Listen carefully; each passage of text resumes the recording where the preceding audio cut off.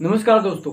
इस साल रक्षाबंधन 30 अगस्त को मनाया जाना है क्योंकि मान्यताओं के अनुसार सावन जिस दिन खत्म होता है उसी दिन रक्षाबंधन का त्यौहार मनाया जाता है। लेकिन अगर बात किया जाए कि रक्षाबंधन त्यौहार की शुरुआत कैसे हुई, तो इस पर कई प्रकार के मान्यताएं हैं, कथाएं हैं और इन्हीं कथाओं और मान्यताओं की चर्चा करते हुए हम आपको बताएंगे कि आखिर रक्षाबंधन की शुरुआत कैसे हुई और राखी बांधने की जो परंपरा है इसके पीछे धार्मिक मान्यताओं में क्या तर्क दिए जाते हैं।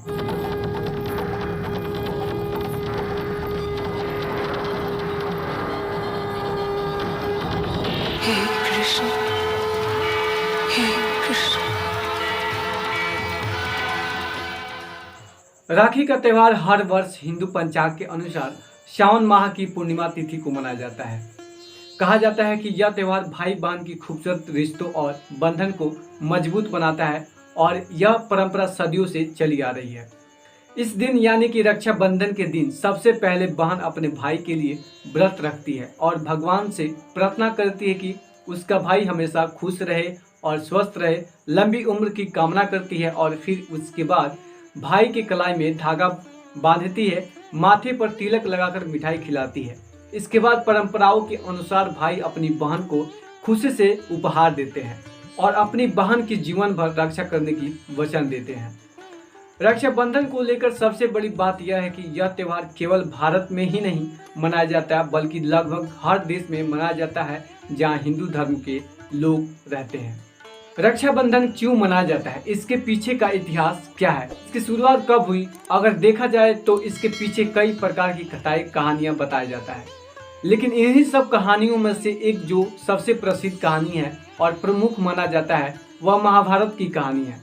महाभारत की कहानी में श्री कृष्ण ने शिशुपाल का वध अपने चक्र से किया था। जब श्री कृष्ण की चक्र वापस आई तो स्वयं उनकी उंगली कट गई और रक्त बहने लगा। यह द्रौपदी को देखा नहीं गया और वो अपनी साड़ी से छोटा टुकड़ा फाड़कर श्री कृष्ण की उंगली को बांध दी थी। इसके बाद कहा जाता है कि श्री कृष्ण ने द्रौपदी की रक्षा करने का वचन दिए। इसी वचन को चुकाने के लिए दुशासन चिड़हरण करते समय कृष्ण ने द्रौपदी की साड़ी लंबा करते गए और उनकी लाज रख ली। कहा जाता है कि ऐसी कहानी को याद करते हुए रक्षाबंधन का पर्व मनाया जाता है। रक्षाबंधन मनाने के पीछे कई कहानियां हैं, लेकिन इसका अगर ऐतिहासिक कहानी देखा जाए तो रक्षाबंधन की शुरुआत मध्यकालीन युग से माना जाता है, जब उस समय राजपूत योद्धा अपनी जान की बाजी लगाकर युद्ध के मैदान में जाते थे। तब देश की बेटियां उनकी कलाइयों में रक्षा सूत्र बांधती थी। यही परंपरा बाद में चलकर रक्षाबंधन के रूप में उभरा, लेकिन इसमें जो ऐतिहासिक कहानी के रूप में सबसे ज्यादा प्रसिद्ध है और उल्लेखनीय है वह चित्तौड़ की महारानी करमावती का इतिहास काफी प्रसिद्ध है। चित्तौड़ की महारानी करमावती की कहानी में कहा जाता है कि जब चित्तौड़ पर गुजरात के शासक बहादुर शाह ने आक्रमण किया, तब चित्तौड़ की महारानी करमावती ने बादशाह हुमायूं को रक्षा के लिए राखी के धागे में रक्षा का संदेश भेजा।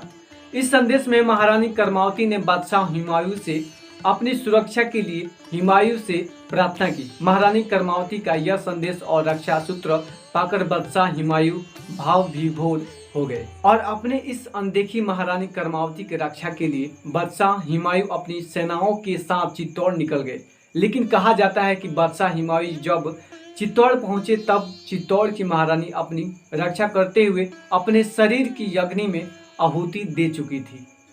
बाद में जब बादशाह हुमायूं चित्तौड़ पहुंचे तब महारानी करमावती की राख से अपने माथे पर तिलक लगाकर अपने कर्तव्य को निर्वहन करते हुए जो कुछ भी किए, यह इतिहास के पन्नों में दर्ज है। इसी ऐतिहासिक घटना के बाद यह परंपरा चल पड़ी कि जब कोई युवती या महिला किसी व्यक्ति या पुरुष को राखी बांधती है तो वह व्यक्ति या पुरुष उस व्यक्ति या महिला का भाई माना जाता है। रक्षाबंधन के अलावा और किन नामों से जाना जाता है यह त्यौहार? भारत में विभिन्न प्रकार के भाषा, धर्म, कल्चर को मानने वाले लोग रहते हैं और इसलिए रक्षाबंधन को भी भारत में अलग अलग हिस्सों में कई और नामों से जाना जाता है। जैसे भारत के कई हिस्सों में रक्षाबंधन को श्रावणी के नाम से जाना जाता है, क्योंकि रक्षाबंधन सावन माह की पूर्णिमा को मनाया जाता है और इसीलिए भारत के कई हिस्सों में इसे श्रावणी के नाम से जाना जाता है।